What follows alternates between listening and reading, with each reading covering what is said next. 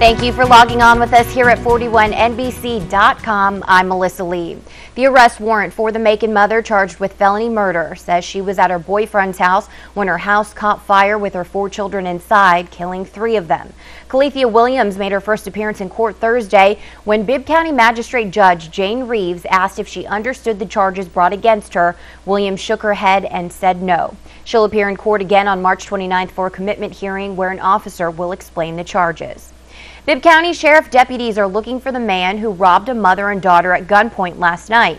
It happened on Delwood Road around 9 o'clock. According to a news release, the two were getting inside of their car when the man walked up, showed a gun, and took their purses. The suspect ran away, hopped in a white 4-door car, and drove off.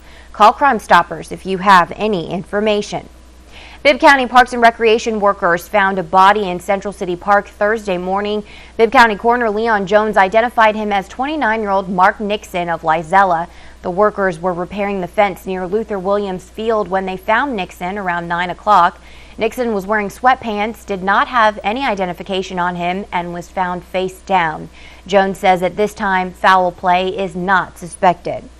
And Robins Air Force Base is opening a new state-of-the-art metal finishing facility, which is not only safer for employees, but better for the environment.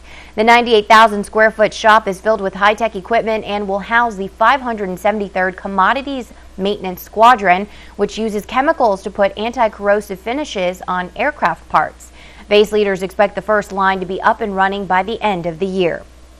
Georgia Public Broadcasting has aired and published on its website former Bibb County Superintendent Dr. Romain Delamon's thoughts on leaving the district. On his last day on the job, he suggested he had no regrets about starting the Mandarin Chinese program and said he hopes the work he started will go on. Now, we've posted a link to the GPB's full discussion on Dr. Delamon's departure right here on 41NBC.com.